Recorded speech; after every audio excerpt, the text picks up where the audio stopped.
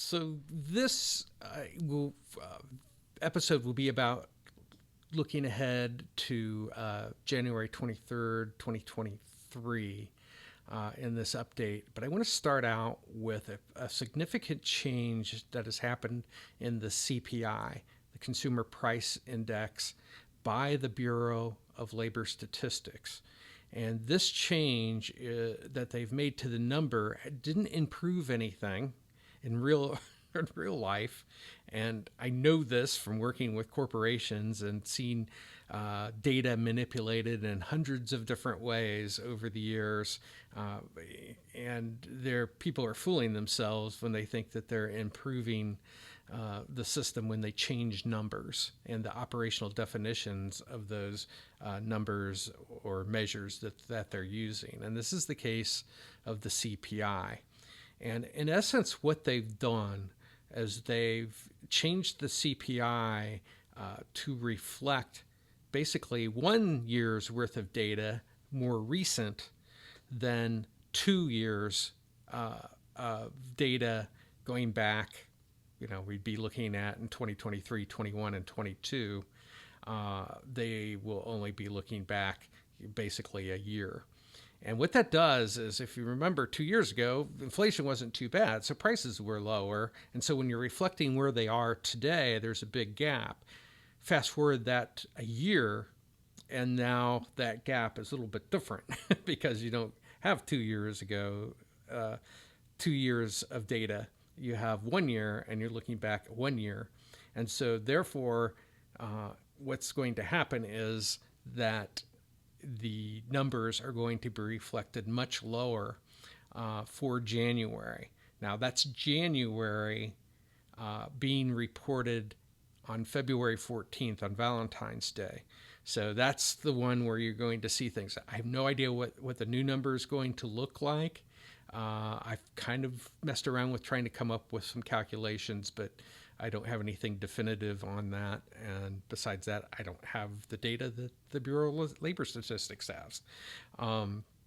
But this is not actually an improvement of the economy or anything like that. It's just a way to manipulate the numbers so that the CPI can be reflected lower than it really is, which I did a video 4 months ago. I'll put the link to at the end of this video on how the CPI is manipulated. It's manipulated in a number of ways, but you can watch that video again, put a link at the end of this video. And so there's no real improvement in the economy other than the new numbers will reflect something lower than the old numbers, and now we can't compare old numbers and new numbers because we've changed the data. And this is manipulation on a grand scale. So I think I've pretty well explained it. I saw this on Mark Moss's site. It was reported apparently by Luke Roman on some page. Mark had said he was going to put a link to it, but I didn't see one in his description. But when he explained it, is very confusing. So hopefully I've done a little bit better job of explaining what's happening. Bottom line is it's going to reflect lower numbers because of when you go back 2 years and you compare to now versus 1 year compared to now, the gap there is much smaller, and therefore making it come down is just going to be manipulative. It's going to show you number. Again, very confusing. And I'm going to put the link in the description below, and I suggest everyone read it to understand what's happening. But I just want to say that the bottom line is the February 14th numbers are going to come out much lower than if they'd reported the old way of doing things, and that's what you need to be aware of. And the implications of that are really the markets get a hold of it, and they're going to fire off saying, "Oh, look, inflation's gone or going away, even at a greater rate," and it's going to give the Fed some cover to pause or pivot or do any of a number of things. So that's significant. Please read the article that I'll put in the description. I'm putting it up here. February 14th comes around, you'll at least know why the numbers went down so much. I don't know what they'll be, but I guarantee you they're going to be low, a lot lower than the rate that they have been coming down. Looking at the AAII Investor Sentiment Survey, the bearishness continues to slowly go down. And the Investor Sentiment Survey, and things are kind of neutral now. We got almost as many bulls as we do bears. A lot of people neutral. So just have to see how things play out here moving forward. But the sentiment is definitely shifting to more bullish than it has in a while. We can see historically 37.5% bullish and versus 31%, but we've also been making money readily available through our wonderful spending government. Fear and Greed Index it went from neutral to 59, basically. We were in fear a month ago. A week ago, we were in greed. We're all over the place. But it fell back for at the beginning of last week, and now it's moved its way back into the greed category. So from neutral to greed, just in really a day, things bounce back in the markets, which we'll take a look at here in a little bit. Let's look at the previous week. The PPI came in, they were expecting a decrease of 0.1%, 0.5%. That was good news for the market. The producer prices at inputs of what it takes to make goods and services that are being provisioned in the economy. Retail sales dropped more than expected. Expect a minus 0.8%. It went to minus 1.1%. It's been on a decline. Kind of, you have some ups and downs in there, but in essence, it's been declining. And then building permits dropped also, which is significant. And I saw there was one home builder that had a 68% drop or cancellations of contracts that people had for their homes. And I can't remember which home builder that was. But, we had the usual revolving door of Fed member speakers out, basically trying to talk the markets down and how they're going to have to hold rates and all that. The other significant thing is the 30-year mortgage rate continued to drop because the Fed is making mistakes. And keep an eye on the 10-year, as I've said many times on this particular channel. Let's see what else we have. Let's look at next week, or this week, I guess, because I'm recording this on a Sunday. We'll look again next week, this coming week, to the 30-year mortgage rate. See how that. I expect that to continue to decline.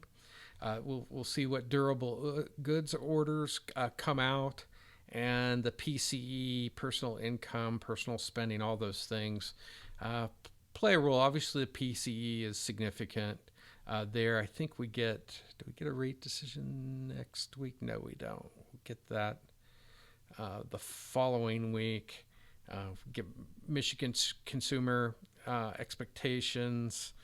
All these things could potentially be market movers, but really, all in all, pretty quiet week is expected. And we'll see how that plays out in the markets. Let's take a quick look at some of the markets themselves. Look at Dow Jones. Now, I've added on this chart.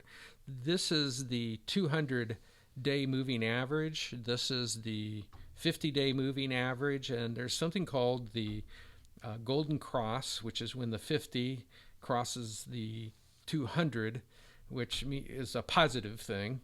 To me, it doesn't really mean much, but a lot of people from a big picture level, that's significant. We had a death cross back in March. So we're just now coming out of that here in January. And, as long as these numbers stay, we'll start to see this is like a iron bar that you're trying to bend with this 200-day moving average. So the 50 being above it and all of these prices above it will slowly bend this 200-day up, and that's where you can start to get the momentum moving upward. Now, the other thing I wanted to show, and I apologize for some of my markers, these are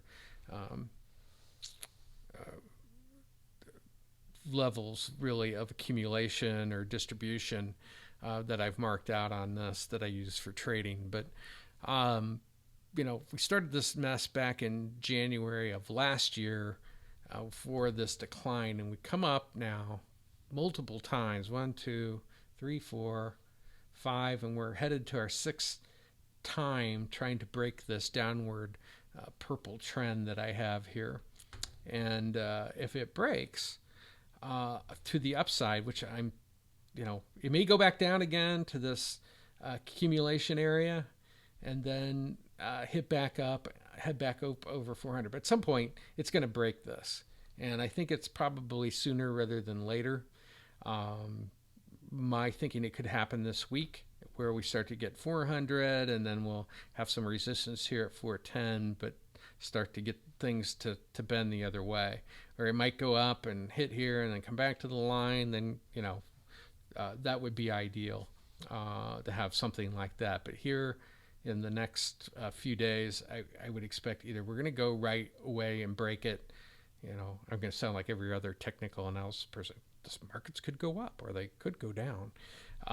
But I think it's going to break here eventually.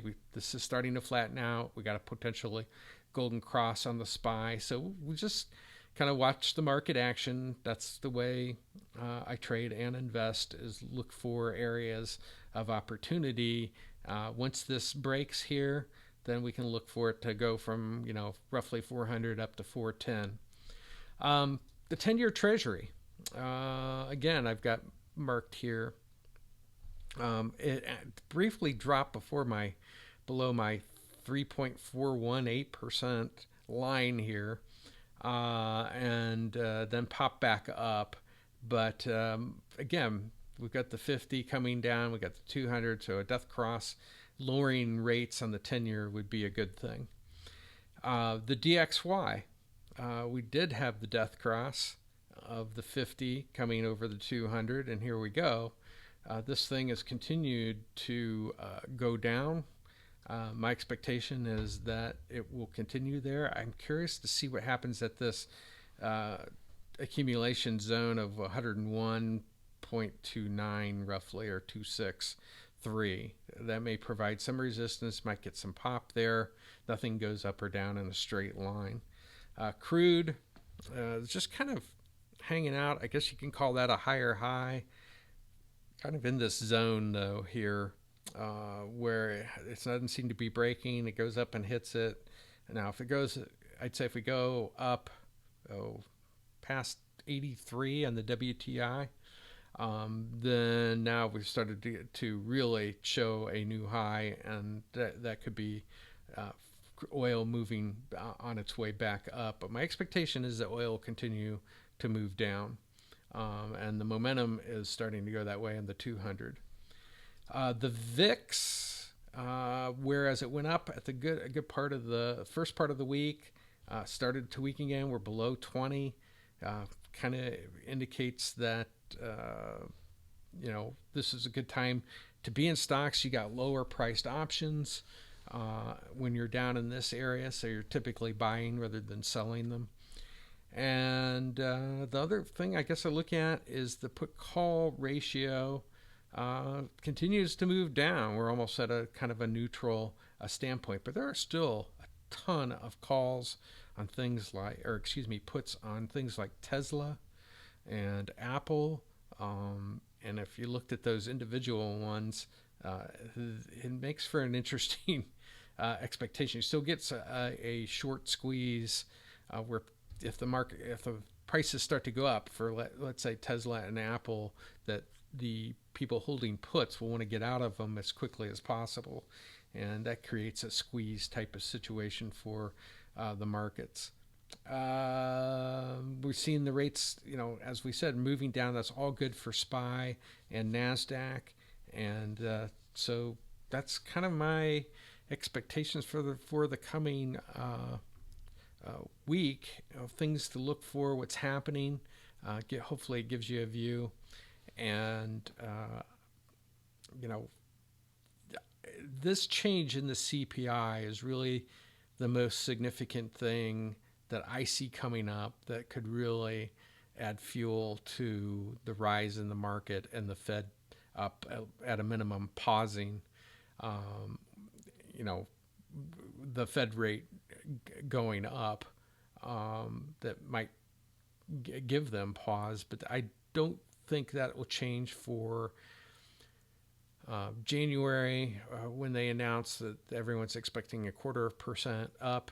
And then when February 14th comes around and those new CPI numbers come through, again, my expectation is you'll start to see a whole different conversation and narrative start to happen with the Fed, because they'll say, oh, look how far it dropped.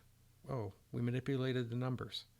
Well, we didn't do it. It was the Bureau of Labor Statistics, whatever. So, that could provide cover for the Fed and fuel to a rise in the markets. Again, I don't have a magic wand or any type of crystal ball that I know what's going to happen next, but I can look at some of the things that are happening, share them with you, and you make your own determinations. And again, at the end of this video, you'll probably see it up here now. The video I did on the CPI and how it's manipulated, watch that. Make sure you read the Bureau of Labor Statistics changes for January that you will see reported in February. And that's what I wanted to cover this week. And remember, there is always a better way.